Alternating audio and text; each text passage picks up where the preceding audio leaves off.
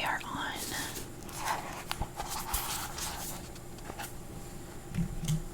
chapter 5.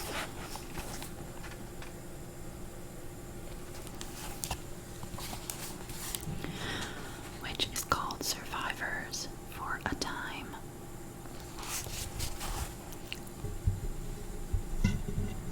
So,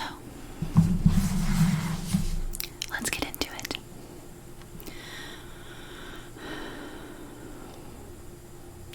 Morning classes had been canceled. They resumed after lunch. Maybe it was rushing things, but there was nothing else to do with an entire school's worth of anxious, uneasy students. Routine would keep them from wandering off and frightening themselves to death in the aftermath of Sumi's murder. Even so, it was a strained routine. Homework was forgotten. Questions written on chalkboards went unanswered, and even the teachers clearly wanted to be elsewhere. Going back to normal after someone had died was never easy. When that someone had been brutally killed, all bets were off. Dinner was worse. Nancy was sitting across from Jack and Jill when the girl with the brown braids walked up to the table and dumped her soup over Jack's head. "Oops," she said flatly. "I slipped."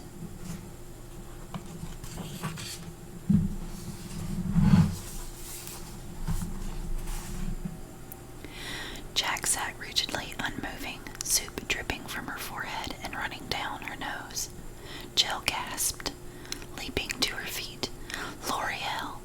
she shrieked, the sound of her voice bringing all the other conversations in the dining hall grinding to a halt.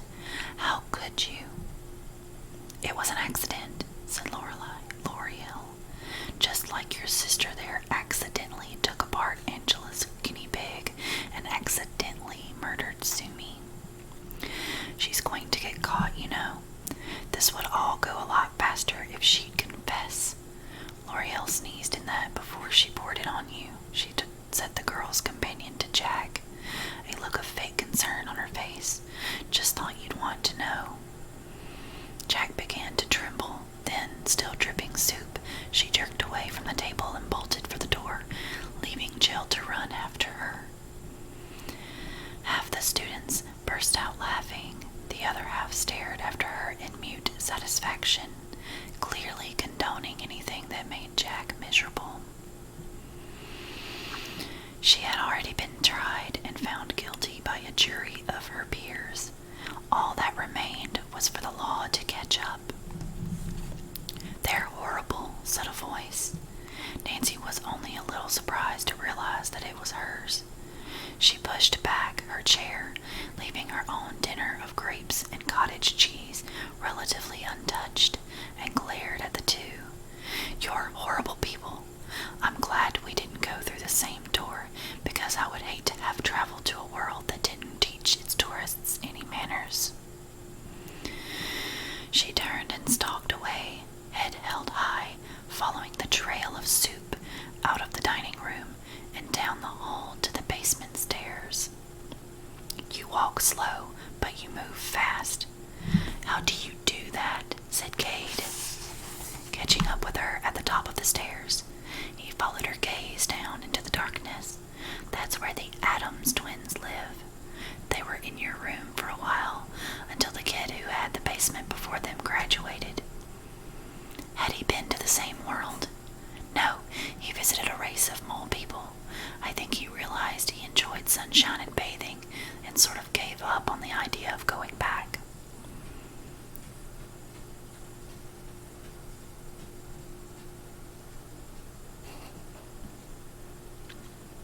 "Oh," Nancy took a tentative step down.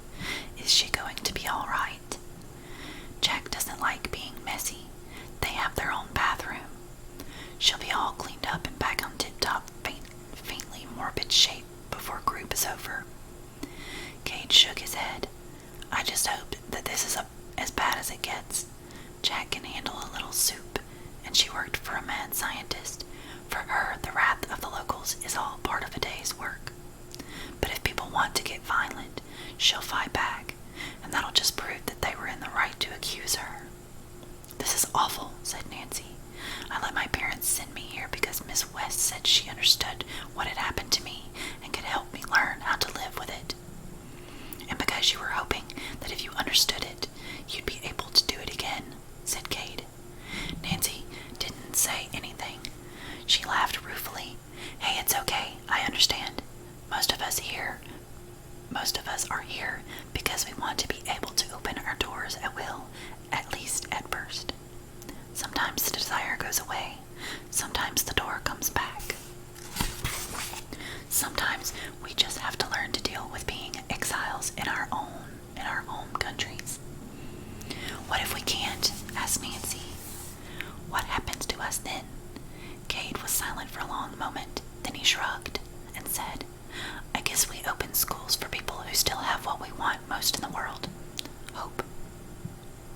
Sumi said hope was a bad word. Sumi wasn't wrong. Now come on, let's go get to group before we get in trouble. They walked silently through the halls, and they saw no one moving in the rooms around them. The idea that sticking together was the only way to be safe seemed to have taken root with preternatural speed. Nancy found herself matching her steps to Cade's, hurrying to keep up with his longer stride. She didn't like hurrying. It was indecorous and would have resulted in a scolding back home, back in the underworld. Here, however, it was necessary, even encouraged, and there was no reason to feel guilty about it. She tried to hold to that thought as she and Cade stepped into the room where a group was being held. Everyone turned to look at them. L'Oreal actually sneered. Couldn't get the little killer out of her basement. That's quite enough, Miss Youngers, said Lundy sharply. We have already agreed to stop speculating about who may have harmed Sumi. She gets a name now, not a title and surname, thought Nancy. That's not right. The dead deserve more dignity, not less. Dignity is all the dead possess. Aloud. She said nothing. Only made her way to an open chair and sat. She was gratified when Cade took the seat next to her. L'Oreal's stare intensified. Apparently Nancy wasn't the only one who found Cade beautiful, although she would have been willing to bet she was the only one who found this beauty more aesthetic than romantic. You agreed, said L'Oreal. The rest of us are scared. Who would kill her like that, and mutilating the body afterward? That's just sick. We have a right to know. We have a right to want to know what's going on and how to keep ourselves safe. I'm reasonably sure she bled out from her injuries given the mess. Corpses don't bleed as much, said Jack. Everyone in the room turned to see the twins, freshly scrubbed and wearing clean clothes as they made their entrance. Jack looked more the old-fashioned professor than ever, wearing a tweed vest over a long-sleeved white shirt that buttoned at the wrists. Jill was wearing a cream-colored gown that Nancy would have considered sleepwear, not something to wear to group therapy. Whoever killed her was no scientist. What do you mean? Asked one of the few boys. A tall Latino kid who was spinning a long piece of wood carved to resemble an ulna between his fingers. Nancy felt an odd kinship when she looked at him. Perhaps he'd been to some place like her underworld, filled with shadows, secrets, and safety. Perhaps he would understand if she went to him and spoke of stillness and respect for the dead. But this was not the time. Jack met the question with a hefty sniff and too calm. I saw her body, like the rest of you. I know some of you have decided that I'm responsible for her death. I know further that those of you who believe my guilt will probably refuse to believe anything else. Draw on what you know of me. If I had decided to start killing my classmates, would I have left a body? The boy with the bone raised an eyebrow. She makes a good point, he said. Making a good point doesn't mean she's not a killer, said L'Oreal. But the heat has gone. Her accusations had been met with reality, and they didn't have any place else to go. She crossed her arms and slouched back in her chair. I'm keeping an eye on her. Good, said Lundy. We all need to be keeping our eyes on each other.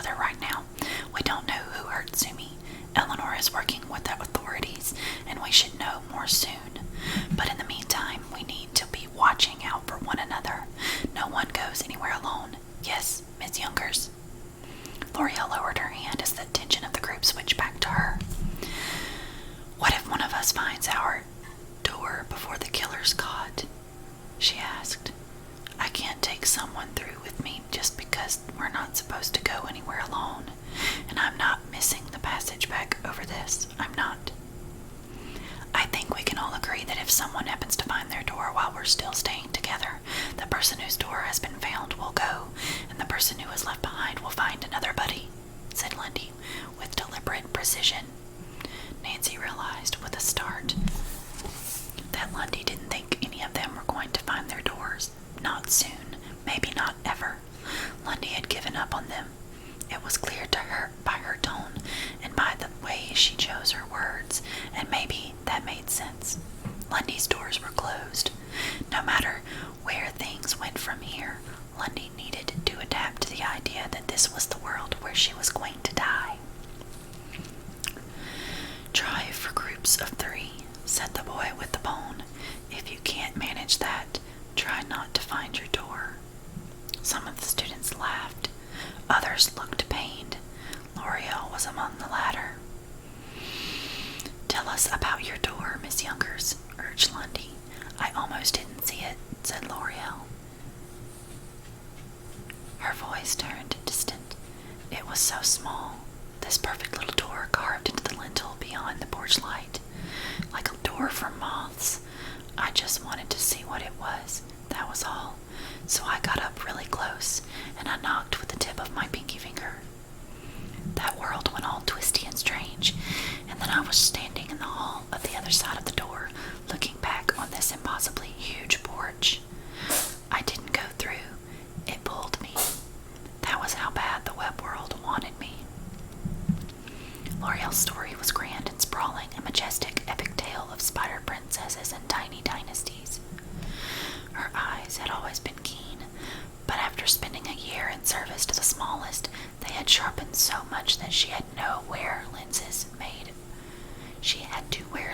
made of carnival glass to keep the world from being so magnified that it was painful to behold. She had fought and she had triumphed.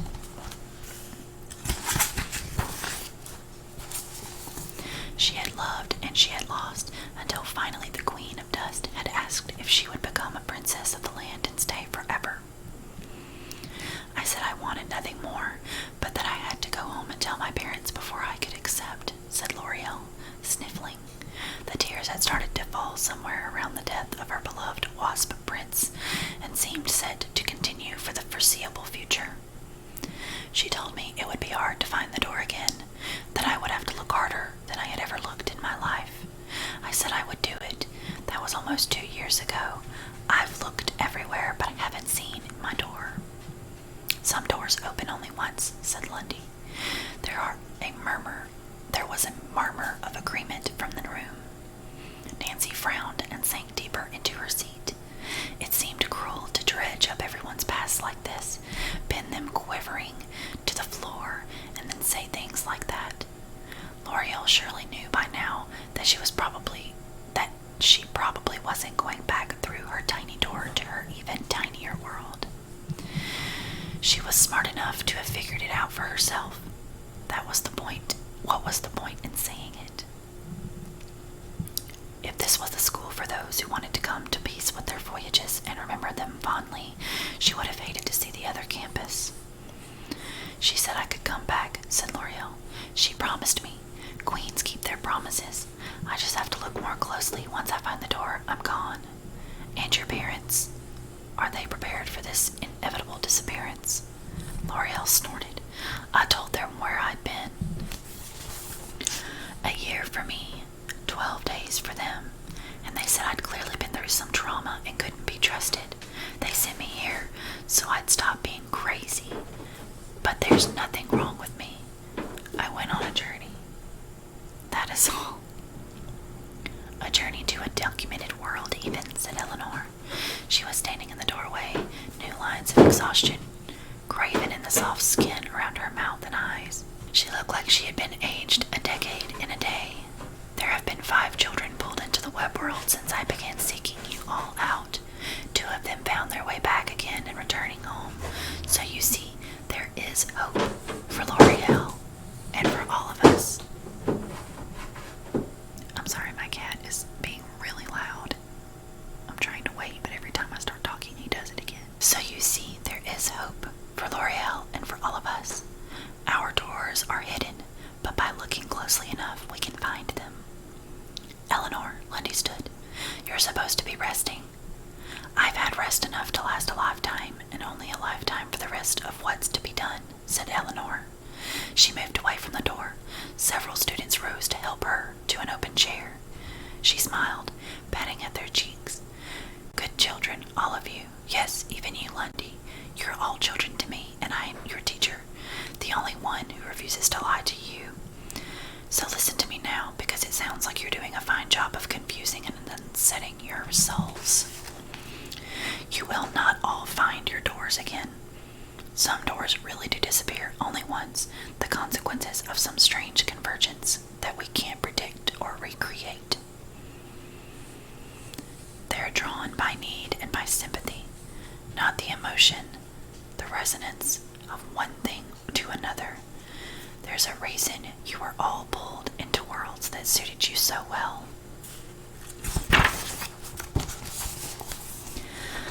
Imagine for a moment if you'd fallen into a world described by your neighbor instead. Nancy glanced at Jack and Jill, uneasily imagining what her life would have been like if she'd found their door instead of her own.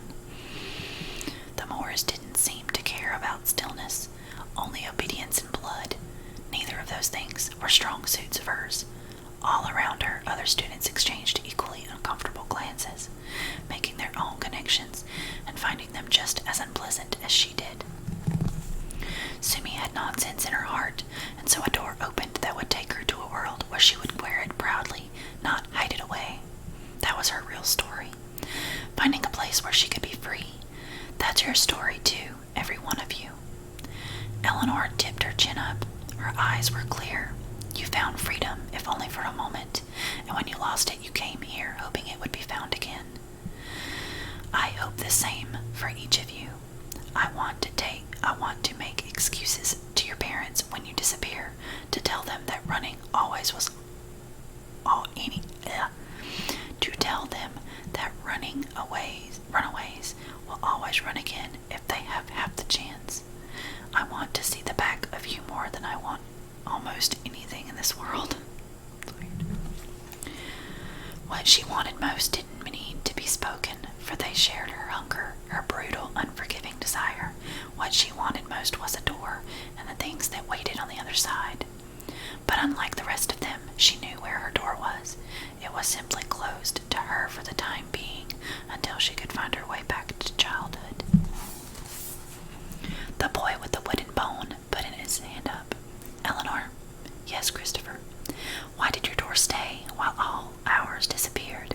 He bit his lip before adding, It doesn't seem fair for it to work like that. We should have been able to go back. Stable doors like Miss West's are less common than the temporary kind, said Lundy, back on familiar ground.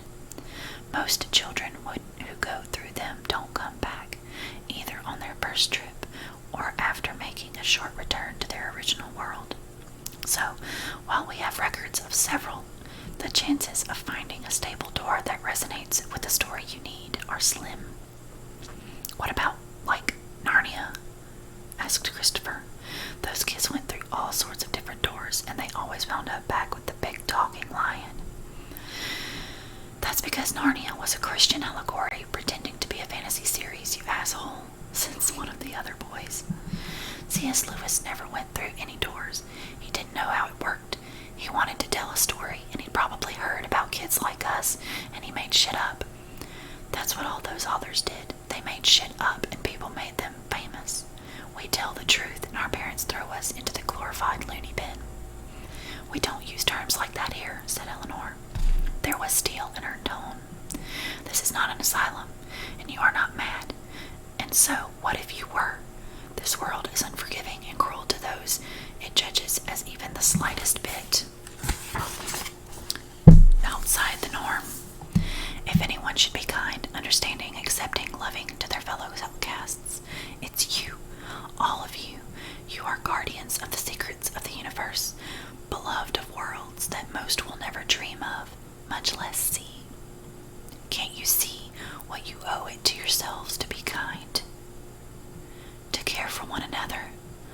No one outside this room will ever understand what you've been through the way the people around you right now understand. This is not your home. I know that better than most, but this is your way station and your sanctuary, and you will treat those around you with respect. Both boys wilted their glare. Christopher looked down. The other boy mumbled, "Sorry." "It's all right. It's late and we're all tired." Eleanor stood. "Get some sleep, all of you. I know it won't be easy. Nancy, can you—" "I already said I'd room with her tonight," said Cade. A wave of relief washed over Nancy. She'd been afraid she would have to go another room, and while she hadn't been there long, she had already attached to the familiarity of her own bed. Eleanor looked at Kate thoughtfully. "Are you sure? I was going to suggest she room with someone on her hall, and that you lock your door tonight. This is a great imposition." "No, it's fine. I volunteered." Kate flashed a quick smile. "I like Nancy, and she was Sumi's friend. I figure a little stability will do her good, and that makes any inconvenience to me completely beside the point. I want to help. This is my home." He looked slowly around the room. "My forever home. I turned 18 last month. My parents don't want me, and the prison wouldn't have me back even if I wanted to go. So it's important to me that we take care of this place, because it's been taking care of all of us since the day we got here." "Go to bed, my darlings," said Eleanor. "This will all look better in the morning." The body lay in the front yard, covered in a thin sheen of dew, face turned up toward the uncaring sky. The dead were capable of sight, as Nancy would have been quick to point out had she not been asked, but this body saw nothing, for it had no eyes, only black and blood-rimmed holes where eyes had once been. Its hands were folded neatly on its chest, glasses clutched in cooling fingers. L'Oreal Youngers would never find her door, which had been waiting for her all this time, tucked into a corner of her bedroom at home, half an inch high, and held in place by the most complicated magics the Queen of Dust, her adopted mother, could conceive. It would linger another 6 months before the spells were released, and the Queen took to her chambers for another year of mourning. She would never have another grand adventure to save another world. Her part in the story was over.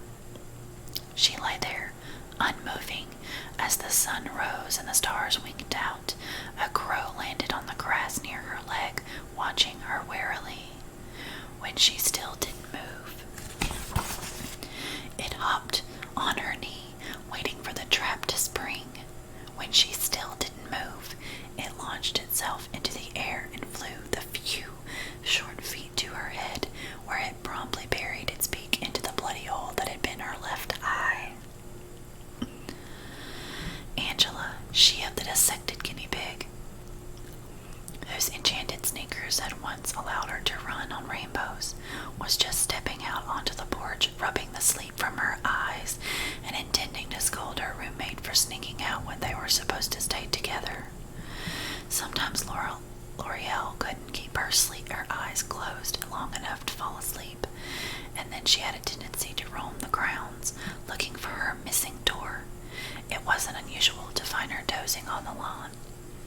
At first, Angela's mind refused to register L'Oreal's motionless body as anything unusual. Then the crow pulled its bloody beak out of her eye socket and cawed at Angela, angrily protesting the interruption of its breakfast. Angela's scream sent the crow flapping off into the morning sky. It didn't wake L'Oreal. Sorry. Okay. Well, that's it for this chapter. That's how much we have left. A good little bit, actually. It's amazing how slowly I'm making it through this book. I've never read a book this short, this slowly. But I'm enjoying it with you guys. I hope that all of the background noise isn't too much.